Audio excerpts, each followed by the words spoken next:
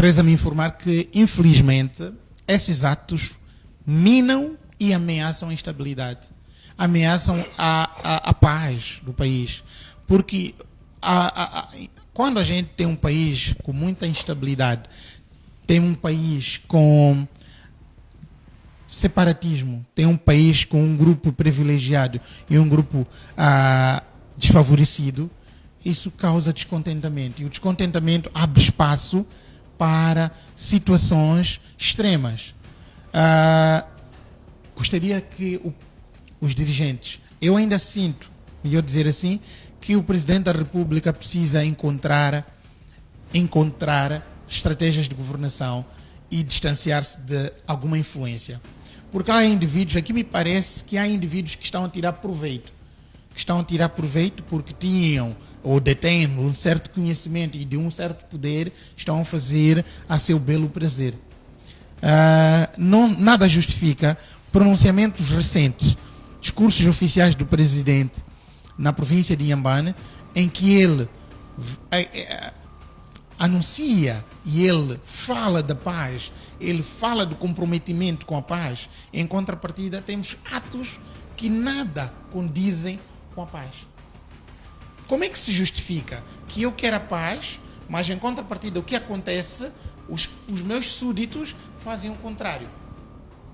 É difícil, Bembel, é difícil ter um país em paz se tivermos atos de separatismo, perseguição política, intolerância política. O que vai acontecer é que certos indivíduos podem voltar para o mato, como foi o caso dos Namparamas. Por que razão hoje os Namparamas se revoltam ao Estado que sempre apoiaram? O surgimento dos Namparamas foi exatamente para apoiar o Estado a lutar contra a invasão, para apoiar o Estado a lutar contra o terrorismo, a apoiar o Estado a garantir a sua a hegemonia e a sua integridade e a segurança das comunidades acima de tudo. Mas hoje eles não são pró-governo, eles são contra. O que é que aconteceu? Por que é que isso não é motivo de análise e não de sachina? Estamos a ver uma espécie de limpeza. Estão a fazer uma limpeza dos Namparamas. Será que esses indivíduos que estão sendo mortos, de acordo com um padre, acredito eu, foi descoberta uma vala comum com mais de 21 corpos? Não tenho ainda outras informações, mas um jornal de notícia da província de Nampula, um jornal local, refere que um padre também testemunhou uma vala comum com mais de 21 corpos. E os outros noticiários referem que foram 5 mortos, né, em confronto.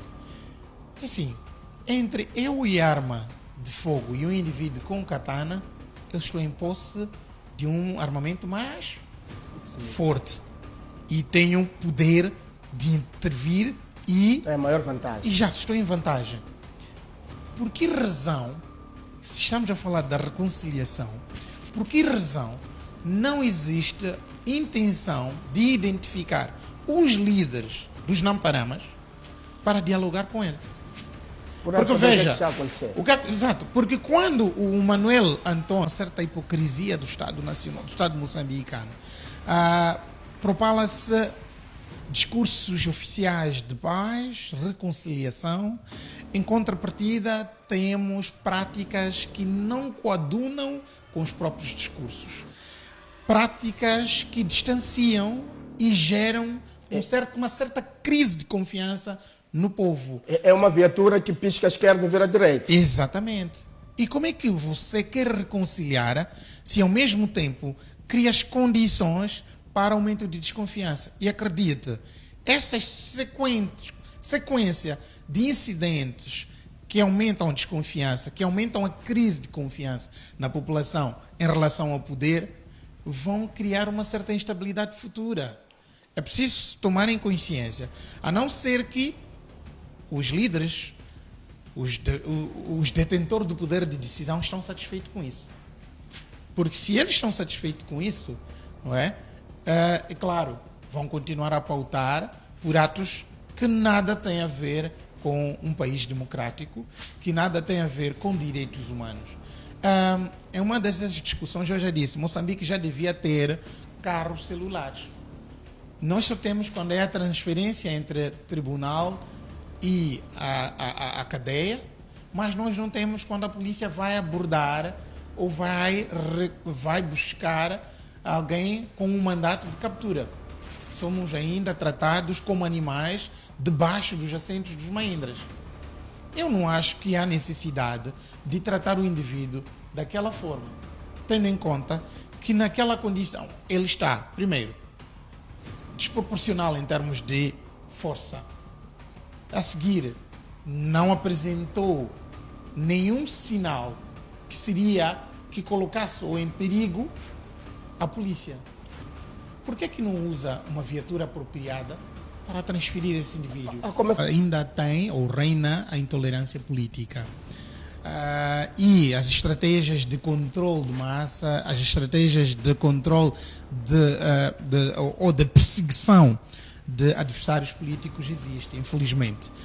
E Justino Mondlane é um político já antigo, com uma certa história, e já foi até membro da Assembleia Municipal de Maputo, teve uma certa influência na fundação da CAD, no apoio ao Venâncio Mondlane, e provavelmente este seu envolvimento pode ter causado ou suscitado uma inveja daquelas alas que controlam a oposição. Este é o crucifixo, queria dizer, da perseguição política. Infelizmente. Agora, ele chegou a casa, 30 minutos depois foi invadida a residência. É claro que as pessoas têm informação de tudo. Têm informação dos teus passos, dos nossos passos, do que fazemos e deixamos de fazer, das nossas conversas telefónicas, do nosso movimento. Que às vezes a gente questiona como é que é possível certos crimes não terem esclarecimento, porque nós temos um serviço de inteligência e se este serviço de inteligência quer trabalhar, ele vai trabalhar. Eu me lembro, já não faço ideia em que ano foi, mas lembro-me de um episódio de uma primeira-dama que teve o carro roubado, mas que em 1 hora de tempo o carro foi devolvido à presidência. Quer dizer, ninguém sabia do paradeiro do carro, mas em 1 hora de tempo o carro estava lá. Aconteceu um episódio também no meu bairro em que uma viatura da Cernic, de um oficial da Cernic, estava estacionado em frente a uma residência e foi roubada. Acredita que antes do amanhecer a viatura foi devolvida. Então o que significa? Que se conhecem quem seriam os possíveis atores naquela área e quem seriam os possíveis compradores daquela viatura. E se foi atrás disso e se devolveu a viatura. Em tempo recorde. Em tempo recorde. Então é preciso perceber que o sistema, ou o serviço de investigação, o serviço de informação, a secreta de Moçambique, tem capacidade para fazer isso. Agora, às vezes, é a questão de interesse. Será que lhes interessa fazer uma pesquisa ou estão em proteção de uma certa elite e não podem fazer ou não podem trazer à tona a resposta a certos crimes? Infelizmente, existe intolerância, existe parcialidade na justiça moçambicana e existe uma atuação que nada condiz com aquilo que são os direitos humanos. Ainda há pouco o ministro do Interior esteve a referir que a polícia está a agir dentro das suas responsabilidades e daquilo que é preceituado na atividade policial. Porém, eu pergunto, havia necessidade de intervir ou de agir nos moldes em que agiram perante o nosso irmão Justino Mondlane? Não justifica os meios para os quais usaram para irem buscar o irmão porque tem um mandato. Força excessiva, muito excessiva. O mecanismo apropriado de justiça seria notificá-lo, claro, depois que não tivessem resposta às notificações, provavelmente fizessem uma busca e captura. Mesmo que tivessem feito uma busca e captura, ele estava sentado em casa. O que para mim presume provavelmente que ele não tenha tido conhecimento em momento algum, como bem dizes. estavam a informá-lo informalmente. Ele não teve em momento algum nenhuma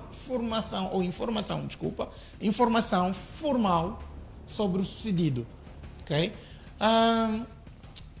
Eu lamento esta forma e esta abordagem que é trazida no contexto atual para o país. Nada justifica, porque isso aumenta a instabilidade, isso aumenta o ódio, isso aumenta ou cria condições para a revolta. Será que o país não pode ter paz, não pode ter uma estabilidade, não pode pautar por atos democráticos, considerar aspectos ou valorizar aquilo que são os direitos humanos? Agora, sua responsabilização em relação à possível associação para atentado de golpe de Estado, isso é uma questão que o Tribunal vai ter que esclarecer, ou primeiro a Procuradoria para depois o Tribunal. Exato, quais são os elementos, porque acredito que trabalham. Recentemente nós vimos que a acusação do suborno ao presidente do Podemos ficou por terra porque não haviam provas. Então também acredito que o nosso colega de painel esteja numa condição de acusação ainda e que se apurem a veracidade da informação para esclarecermos este caso. Obrigado, Jorge. Sábado havia possivelmente uma marcha convocada pelos ativistas sociais do país, que depois foi impedida pela polícia. De um lado, o Conselho Municipal anuiu, não é? Mas sugeriu a alteração de rota e de destino final da marcha. E do outro lado tínhamos a polícia a dizer: não quero que aconteça nada. Em contrapartida, e de acordo com um dos organizadores, a polícia, ou o polícia que estava a intervir, não é? Que era chefe da operação do grupo, não é? Ele tinha ao telefone alguém a lhe dar orientações. O que significa que existe alguém que dá orientações, provavelmente que nem seja o comandante daquela área. Okay? O que isso significa? Que existem várias subunidades e várias ordens que vão chegando. É comum, sim, infelizmente, que a porta-voz ou o porta-voz não tenha informação em tempo íntegro, em tempo real, em tempo útil das informações. O indivíduo, quem devíamos provavelmente procurar perceber, é o chefe das operações. Porque este é o indivíduo que dá ordens para que as ações aconteçam. Este devíamos ter explicado por que razão e chegaram a fazer a detenção nos moldes que fizeram. Esta era a pessoa-chave. O porta-voz está à espera de um relatório. O porta-voz vai receber um relatório no final do dia, no final do turno, no final do período. Provavelmente é por essa razão que os porta-vozes acabam dizendo que depois eu me pronuncio, porque ele está à espera da informação que virá a que ele possa pronunciar-se. Ele até pode ter uma informação, mas que seja informal, mas não é formal. Então ele vai esperar receber. Eu acredito. Eles sempre têm grupos de comunicação, têm grupos do WhatsApp. Tanto até podem saber de forma antecipada. Exato, podem saber de forma antecipada que vai acontecer a operação e mantêm lá a informação entre eles. Porém, como ainda não é a oficial, vão esperar que haja emissão de uma nota oficial. Só por via disso, os porta-vozes podem se pronunciar. O que podem fazer em algum momento, a meio prazo, é trazer que, olha, possivelmente esteja a acontecer um ato Y e X por conta de uma situação que ele já tomou conhecimento. Certo. Okay.